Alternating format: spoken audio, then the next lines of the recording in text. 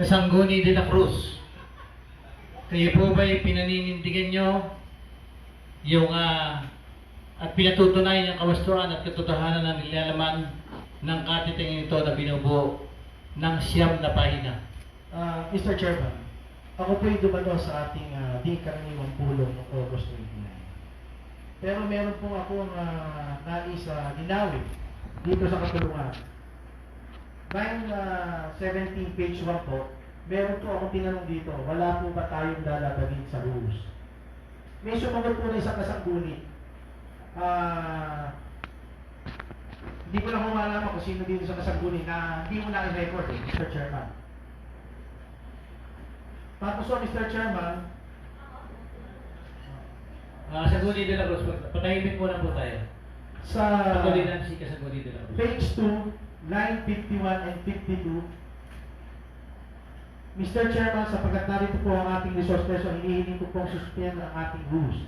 Mr. Chairman, ako po'y wala na po ng oras na ito. Hanggang sa attendance lang po ako. Dahil alam niyo naman po, ako po ay meron po kaming namatay sa aming bahay at nagkaroon ng sa paraan. Ako po ay nagpaalam sa Sangguniang Bayan na aalis na. Wala po ito, baka po na-miss lang po ng ating... Ibig sabihin, Sangguni de la Cruz, Hindi po alam. gawa lamang ito Wala na po ng ako, ating Mr. Chairman, makto dito. Pangalawa, Mr. Chairman, dito po sa page 6, line 22 and 23, nag-file na po ako sa ating opisina ng resignation bilang chairman ng Committee on Budget and Appropriation. Sinabi ko po yun bago magsimula ang aming, pero hindi po sa kalagitnaan. Nakita po sa page 6, line 22 and 23, Mr. Chairman. Ibig Kaya, sabihin, nais ko pong tanungin ang ating tumitindig na SB Secretary ng special session. dahil wala ka na, Wala na po ako na ilagay ko po yung pangalan ko, Mr. Chairman. Sa ating tumaktong kalihim sa SK Joshua Sevilla, maaari bang bigyan mo kami ng kopya ng journal nung minutes na to, ng scratch na gawin nyo? Yung ginawa nyo na to na may 9 na pahina. Nasaan po ba yung scratch Sa nyo? bahay po, Sir Jeff. Kasi po, meron na po akong kopya, kaya po hindi ko nila. Sandali lang kasagulitan. Hiling ko na actual na padala mo rito o pambala natin kung makatotohanan ba ito dahil ayon kay Kasangguni de la Cruz, wala na siya ng mga panahon na yan, bakit naigawa niyo pa ng salaysay dito sa inyong sinumiting sa inyong ginanap na special session noong nakaraang 29 ng Agosto. Mr. Chairman, gusto ko lang pong magbigay ng konting insight po. Ang ginagawa po natin pag tayo po ay may mali sa ating pong minutes ng meeting po natin o ng ating pong session, ito po ay ating pinababago at ating pong itinatama.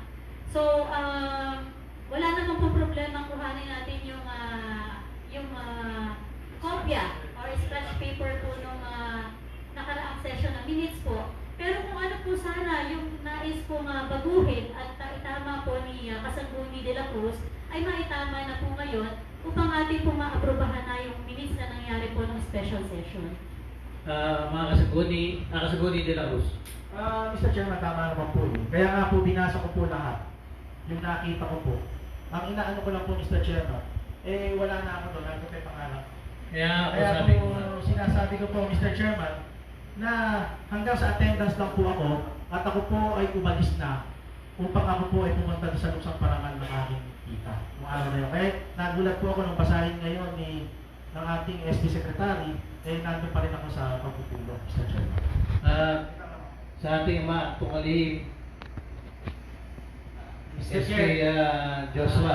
ako po ay humihingi ng umanin kung meron po akong konting pagkakamali dahil Hindi ito konti. first time po Hindi konti ito. secretary. Kasi wala na yung kasangguni natin, nakapagtala ka pa. Nais ko rin pong pagbigay alam sa inyo na inuulit ko po sa inyo, nakita niyo po ba kung kayo nanghingi ng mga dokumentong tinutukoy ko.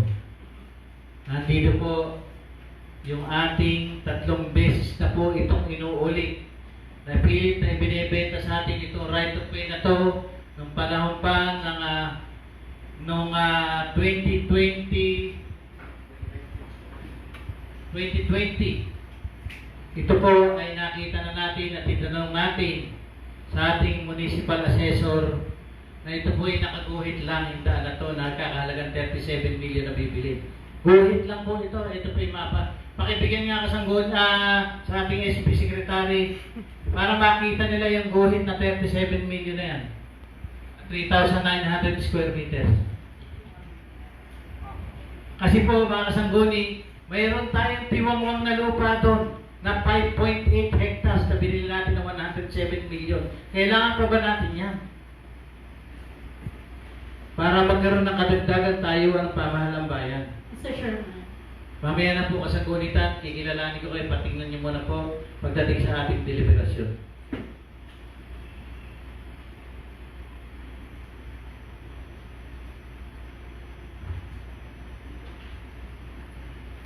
Mr. Sherman, since wala naman po nagtataas ng kamay, baka pwede ko ma-recognize. Pakitignan niyo muna po yan mamaya. Meron tayong dadaan tayo doon sa procedure mamaya pagdating sa Mr. Sherman, sa tingin ko po ito yung tamang oras para po ma-recognize po ninyo, Mr. Sherman. pakitignan niyo muna po yung Nakita na po namin, Mr. yung lupang bibili natin. Lupang bibili natin ng pag-aari ng munisipyo. Na meron tayo 5.8 hectares. Na ito ilang beses nang binibenta sa atin, kailangan bili, pero ito dalawang beses nang hindi natin pinagbigyan ito. Dahil alam natin ang story nito eh. Kaya nga nagulat ako, ito na naman pala. Kasi hindi kayo nang hingi ng anumang, hindi sa sesyon nyo, sa minutes nyo, wala man lang kayong tinanong na kahit anong dokumento. Kahit nga doon sa 470 million, wala man lang kayong naging topic na naitanong nyo, magkano ba interest ng amortization ng 470 million for 12 years. 12 years to pay. 12 years to pay. Dapat pinagtanong ba lang sa inyo kung magkano ba ang pagtutusahan ng ating pamahalang bayan sa loob ng 12 taon na uutangin na 470 million. Kasi sabi ko nga sa inyo, minaraton para sa akin, pangit pakinggan, pero bakit wala man lang kayo naging katanungan? At yung journal ng minutes mo, SK Chairman Joshua, hinihiling ko sana na makita namin ang aktual para pagbasihan namin doon sa iyong minutes na nakalagay dito, pinatutunayan mo yung kawastuhan at katotohanan ng nilalaman ng katitikan na binubuo ng siyam na pahina. Mr. Chairman, mali po ba ma-recognize, Mr. Chairman? Mamaya na po natin pag-usapan yan. Tingnan niyo muna po yung sinasabi ko. Mr. Chairman, nakita Ito po yung 5.8 hectares. Kumuha kami sa ating municipal assessor. Pinakita po yung lumang ating lupa. Pinakita po. Mr. Chairman, mali na po ba ma-recognize? Tingnan muna po, nasa pagpapatibay tayo at Yun nga po, Mr. Chairman, naubos po kasi yung time po natin dun sa tingnan muna kasi hindi muna, tingnan muna. Wala pa tayong difference mamaya na. Kasi ito'y pagpapaliwanag sa pagpapatibay na nakarangati ka ng pulo. po kasi ako, ang pagpapatibay po natin ay yung minutes po na ginawa po namin ng special session. Ito nga ay hindi ko pinahihintulutan. Hindi ko po pinahihintulutan at pinawawalang bisa ko po Mr. dahil sa Chairman, maraming paglabag. maaari lang po kayong pagpahintulot kung ito po ay aprobahan po ng Korte, Mr. Chairman, dahil yan po ay aprobahan na po ng Sangguniang Bayan. Ang majority po ng Sangguniang Bayan. Kahit majority, marami kayong nilabag. Magbasa man kayo ng inyong minutes. Mr. Chairman, Marami kung kayong nilabag. maaari lang po, kung pwede ko lang po yung na-post po na legal opinion po, baka pwede ko pong basahin, nang makita po natin kung sino po Mr. Sherman yung ilalabagin at yung inilalabag na batas. Basahin niyo na lang po yung ating internal rules of Mr. procedure. Sherman, ang Makikita internal niyo rules naman po yan. natin na nasa ilalim po ng local government code. Ang local government code po ay mas mataas pa rin po sa ating po Pero meron tayong batas panloob na tinatawag. Mr. Sherman, gaya po ng sabi ko, ang ating pong batas na pangloob po ay nasa ilalim lamang po ng local government code na kung mamarapat pababati niyo po ay mabasa ko po yung legal opinion po na nakapost po sa atin pong sa mga Facebook account po. Ganito po mga kasangguni, Kasi basta ayon po ako, dito, Mr. Chairman, maraming paglabag na ang nakita ko Sangguniang rito Bayan po ay kasangguni. walang karapatan na tanggihan ang special session na hinihiling ng ating Depende. Kung walang Mr. Chairman, ito po ay kadahilanan. ayon po sa DILG opinion po na nakapost sa Facebook po, Mr. Depende. Chairman. Mr. Chairman, di po tayo ang magsasabi Hindi ko kung ano po kinikilala ang- dahil depende.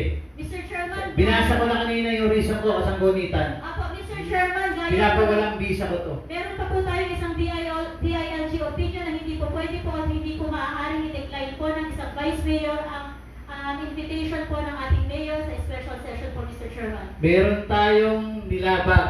Binasa ko na sa Mr. inyo. Chairman, inuulit ko po na hindi po maaari po na i-decline po ng ating po Vice Mayor o kung sino. Paano natin dididig? Kung maaari po, Minutes ibasahin lang. ko po yung, kung maaari po, Minutes ibasahin lang. ko po yung DILG Water. opinion Minutes po. lang. Hindi na Mr. totoo yung Chairman, ginawa nyo. Mr. Chairman, point of personal privilege po.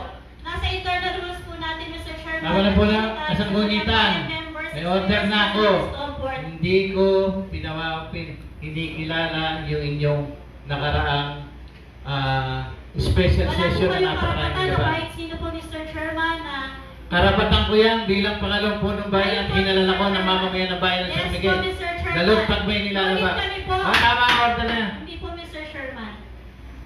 Ayon po sa ating pong section 4 point of personal privilege po, Mr. Chairman. Sa legal na procedure nyo na lang daanin. Sangguniang Bayan members, Sa legal na procedure nyo na lang daanin. Sa legal na procedure. Proceedings, he or may rise to a point of privilege, of personal privilege. Sa legal na proseso na lang. Sa gunitan, nag-order na ako. Ayaw mo pang huminto. Mr. Chairman, nakalagay po sa internal rules po natin, section 4 po, point of personal privilege po, Mr. Chairman. Pinaliwanag ko na nga sa inyo yung inyong paglaban. Una-una yung inis. Mr. Chairman, Kasangguni de la Cruz. tumako na po tayo sa unang pagbasa sapagkat nag-order na po kayo kanina pa. Nakakalihim, dumako na tayo sa ating unang pagbasa.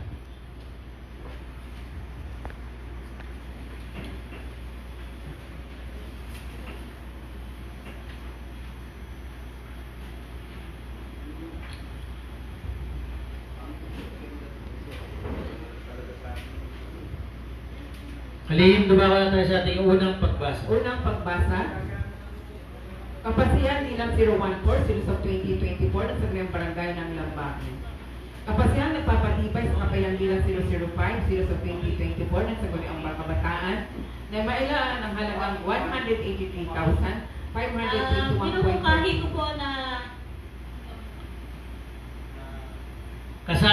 Kalihim, pakibasa yung ating Mula sa hindi nagamit na pondo unang pagbasa. 2020 10% escape fund para sa mga gawain at proyektong mas mapapakinabangan ng Barangay Lambacan. Ang number 1, tayo po'y maging silensyo, nagsisisyon po tayo. Ang number 1 sa unang pagbasa ay tinutukoy ko sa Committee on Finance, Budget and Appropriation. Mr. Chairman, nais ko lang pong linawin po yung nangyari po nung nakaraang session. Patungkol po sa pagtanggap po. Punta tayo sa unang pagbasa. Yes po. Ito po yung may kinalaman po dito po kasi sa committee, Mr. Chairman. With all due respect po, ano po. Yun po yung pagkakatanggap po nung nakaraan. Ako po, para lang sa kaalaman ng lahat, ako po ay membro po ng committee ng appropriation. Alam po yun. Ngayon po, co-chairman po ako at bagamat ang ating pong chairman ay nag-resign na po o nakapagpasa na ng kanyang resignation bilang chairman po ng komite. Ako po ang pangalawang hahawak ng komite po ng aprobasyon at napagkasunduan po ito ng itinaan po ito sa nominasyon. Ninominate po ako ng ating isa sa mga kasangguni at pinangalawahan din po ng isang miyembro din po ng ating mga kasangguni. Kaya Kasangguni de la Cruz, yung resignation mo ba ay nabasa ko na. Naka-agenda rin po, Mr. Chairman, na ibang paksa. Ngayon pa lang ina-agenda. Sige po, Mr. So Chairman. talaga na kayo ng panibagong chairman. Pwede po natin ilagay sa hindi po, pwede po natin ilagay na ngayon po nakatalaga ang kanyang resignation. Bagaman Mr. Chairman, gaya po ng sabi ko kanina, ako po ay co-chairman po ng nasabing komite. Kaya meron din po akong karapatan at tungkulin ko rin po na gampanan ang paghawak po ng lupon. Hindi namin tinututulan yung kaya lang sabi ko maraming paggawa. Sana, nandito na tayo sa unang pagbasa. Okay. Huwag na natin balikan yung, mamaya may tamang proseso pagdating sa, dito muna tayo sa unang pagbasa. Yes, sir, naiintindihan ko po yun. Yes. Naiintindihan ko po yun. Pero hindi ko po ito sasagutin at tatanggapin sa ngayon dahil nandyan pa po. At sabi nga po nila, hindi pa po na-recognize yung kanyang Ayan, resignation. ang number 1 sa unang pagbasa ay tinutukoy ko sa Committee on Finance, Budget and Appropriation. Mr. Chair. Mr. Chair. Sangguni Magtalas. Sila isa po sa co-member po o chairman po ng Committee on Finance. Nakatalas ako ng pagbasa ng may bilang 1, 2, 3, 4, 5, 6, 7 hanggang 8 po. Ito may kinalaman po sa Committee on Appropriation. Akin po kilatangan bilang po chairman po ng committee. Maraming salamat, Kasangguni Magtalas. Ang number 1 to number 8 ay tinutukoy ko sa co-chairman ng ating Committee on Finance, Budget and Appropriation, Kasangguni Magtalas. Sa ating kalihim, dumako tayo sa ating number 9. And execution of MOA between the National Nutrition Council, Region 3, and the Municipality of San Miguel. This MOA is intended to facilitate the provision of the transportation allowance from the NNC Region 3 to support implementation of various nutrition programs and activities within our municipality. Ang number 9 ay tinutukoy ko sa Committee on Health, Sanitation and Public Welfare.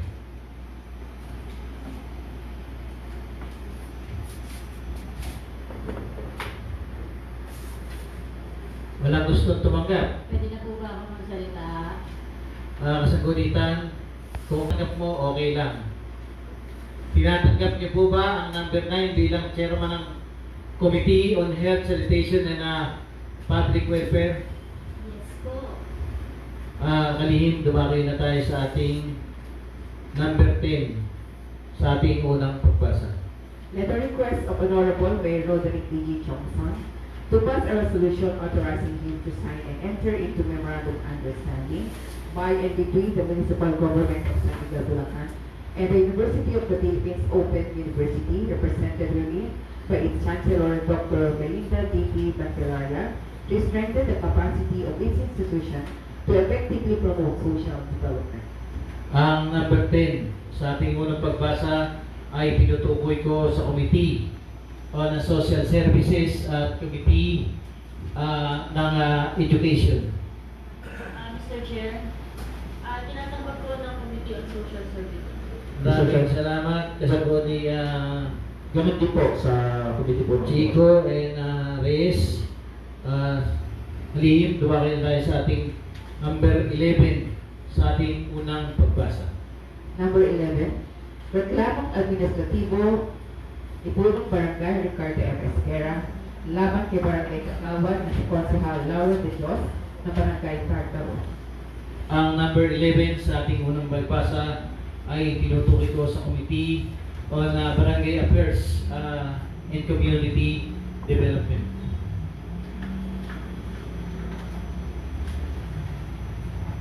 Mr. Chair, tinatanggap ko po. Maraming salamat, LBC.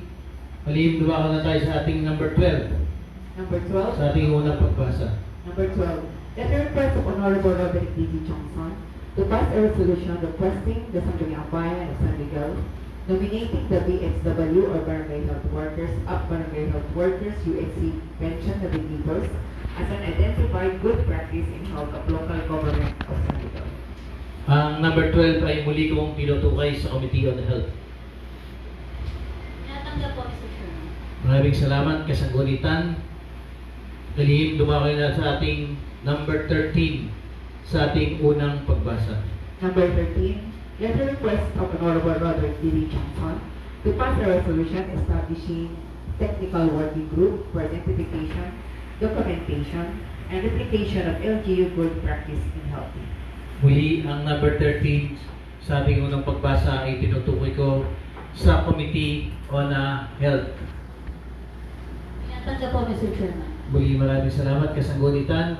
Dumako na tayo sa ating number 14 sa ating unang pagbasa.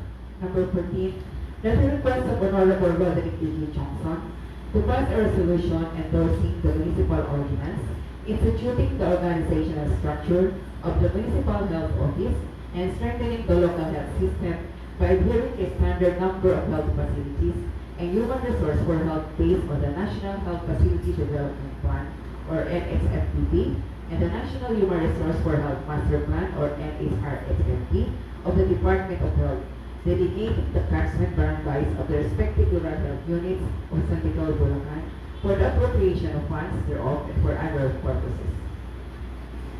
Muli ang number 14, tinutukoy ko sa Committee on Health. Kasanggunitan. Tatanggap ko ba, Mr. Chairman? Kalihim doon na bumako na tayo sa ating report and recommendations of the committee. Humingi po akong recess.